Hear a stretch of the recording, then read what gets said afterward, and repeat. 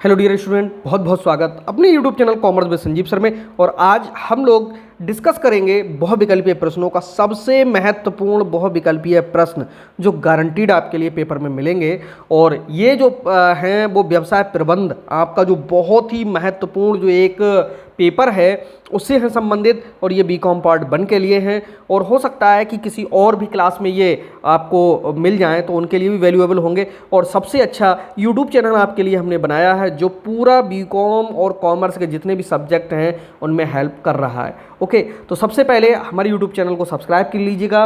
और ये अगर वीडियो आपको अच्छा लगता है तो वीडियो को लाइक ज़रूर कर दीजिएगा जिससे हमें मोटिवेशन मिले। और कमेंट में ज़रूर बताना कि ये वीडियो आपको कैसा लगा। तो आइए शुरू करते हैं और समझते हैं। और एक एक प्रश्न अगर एक बार समझ में ना आए तो हमारा चैनल भी देखना आप बंद कर दीजिएगा, क्योंकि हम पढ़ाते इस तरह से हैं कि आपके समझ में पूरा का पूरा आए। तो आइए शुरू करते हैं और समझाते हैं। यहाँ पर सबसे पहले हम प्रश्नों को लेते हैं, सत्य असत्य के रूप में लेते हैं। और जो हमारा क्वेश्चन नंबर 1 है वो देखिए क्या कहता है। क्वेश्चन नंबर 1 में लिखा हुआ है कि इनमें से आपको छांटना है कि कौन सा कथन सत्य है यानी हाँ, और तथा कौन सा असत्य यानी नहीं है। तो सत्य असत्य भी आ सकते हैं और हाँ नहीं भी आपके एग्जाम में आ सकते हैं। और यहाँ पर पहले नंबर पे दिया हुआ है क्या है कि कुशल प्रबंध द्वारा श्रमिकों की समस्याओं का समाधान किया जा सकता है। भाई अगर प्रबंध कुशल होगा तो श्रमिकों की समस्याओं का समाधान हो सकता है या किया जा सकता है, नहीं किया जा सकता है, आपको क्या लगता है? भाई कुशल प्रबंध द्वारा जो श्रमिक ही नहीं कोई भी अगर समस्या है तो उसको दूर किया जा सकता है। लिहाजा इसका जो सही आंसर होगा वो क्या होगा? सत्य होगा, या हाँ लगाएंगे हम। सेकंड नंबर पे कह रहा है, क्या कह रहा है कि प्रबंधकों द्वारा संस्था के उद्देश्यों का निर्धारण किया जाता है। भाई संस्था के जो उद्देश्य होते हैं उनको कौन निर्धारित करता है? तो संस्था के उद्देश्यों का जो निर्धारण है वो प्रबंधक के द्वारा नहीं होता है। जो व्यक्ति उसका स्थापना करते हैं उनके द्वारा होता है, यानी जो स्वामी होते हैं जिस पर स्वामित्व होता है वो उद्देश्यों का निर्धारण करता है। तो प्रबंधकों द्वारा संस्था के उद्देश्यों का निर्धारण नहीं किया जाता है। इसमें सबसे बड़ी गलती होती है, सबसे अधिक गलती होती है। ओके, इसको आप कहीं भूल से हाँ नहीं लगाए बैठना, ठीक है।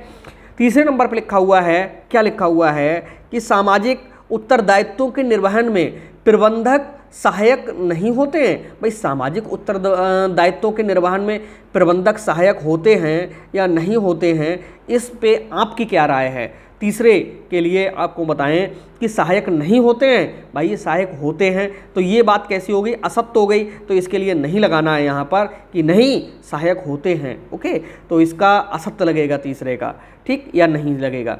चौथे नंबर में कह रहा है, क्या कह रहा है कि मानव की प्रगति के लिए एक कुशल प्रबंध एक आवश्यक साधन है।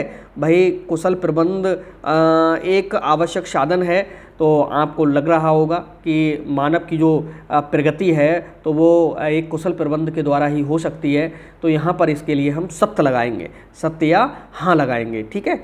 अगला है निर्यात व्यापार में वृद्धि के लिए कुशल प्रबंधकों की आवश्यकता पड़ती है। अरे भाई निर्यात करेंगे, अपने देश का माल जब दूसरे देश में भेजेंगे तो कुशल प्रबंधकों की आवश्यकता तो होगी ही, इसलिए ये भी कैसा है? सत्य है। तो हमारा यहाँ पर 2 विकल्प यानी दूसरा और तीसरा ये असत्य थे और बाकी सब सत्य है, ठीक है।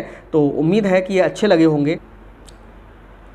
अब आगे निम्न वाक्यों में से सही विकल्प आपके लिए चुनना है। सही विकल्प जो आपके लिए लगेगा वो चुन करके आप बताएंगे। और 2 विकल्प इसमें दिए हुए हैं, ठीक है। एग्जाम में आपको इनमें से जो प्रश्न हैं बने हुए आएंगे और हम हर तरह के प्रश्न आपके लिए दे रहे हैं। 2 विकल्प वाले भी दे रहे हैं, 4 विकल्प वाले भी दे रहे हैं, हाँ ना भी दे रहे हैं। तो हर तरह के प्रश्न आपके पास में तक उपलब्ध करा रहे हैं।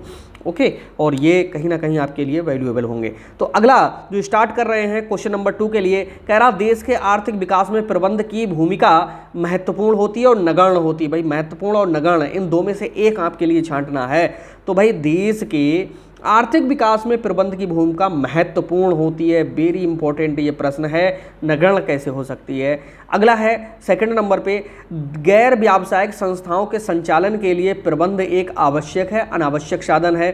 भैया चाहे आपकी गैर व्यापारिक संस्था हो, परिवार हो, चाहे सरकार हो, प्रबंध तो आवश्यक है ही है। तो इसका सही विकल्प क्या होगा? आवश्यक होगा। तीसरे नंबर पे कह रहा है कि योग्य प्रबंधकों द्वारा परंपरागत विधियों आधुनिक तकनीकों का प्रयोग किया जाता है। परंपरागत का मतलब है प्राचीन समय से जो चीज़ें चली आ रही हैं, और आधुनिक का मतलब है जो आजकल जो नवीन तकनीकियां हैं वो खोजी जा रही। तो वर्तमान समय में जो नवीन तकनीकें हैं इनका प्रयोग मोस्टली किया जा रहा है, परंपरागत का नहीं किया जा रहा है। तो वहाँ परंपरागत की जगह पे अब आधुनिक तकनीकों वाले जो विकल्प है उसके लिए क्लिक करेंगे। ठीक है। अगला कह रहा है कि भारत में तीव्र ग्रामीण विकास के लिए अधिक नेताओं और कुशल प्रबंधकों की आवश्यकता होती है। तो भाई बताओ, ग्रामीणों में भी अगर कहीं पर डेवलप करना है तो उसके लिए कौन नेता कराएगा या प्रबंधक कराएंगे? भाई जो नेता होते हैं वो भी प्रबंधक का ही रूप होते हैं, तो नेताओं की ज़रूरत नहीं है, कुशल प्रबंधकों की ज़रूरत होती है। इस वाले विकल्प के लिए आप सही कर लीजिएगा। अगला है हमारा, श्रमिकों की कुशलता में वृद्धि के लिए शिक्षकों या योग्य प्रबंधकों की आवश्यकता पड़ती है। तो हम आपको बताएं, शिक्षक तो एक अच्छी शिक्षा देता है और अच्छी शिक्षा दे करके जो बच्चे हैं वो प्रबंधक बन सकते हैं, लेकिन यहाँ पर श्रमिकों की जो बात आ रही कुशलता की, तो वो काम कौन, प्रबंधक ही लेते हैं। तो यहाँ पर जो सही विकल्प है वो प्रबंधक की आवश्यकता है। तो ये जो उम्मीद है अच्छे लगे होंगे, इनमें से एक ना एक दो तीन जो प्रश्न हैं जरूर आपके एग्जाम में मिलेंगे। तो मिलते हैं नेक्स्ट वीडियो में, तब तक के लिए बाय बाय।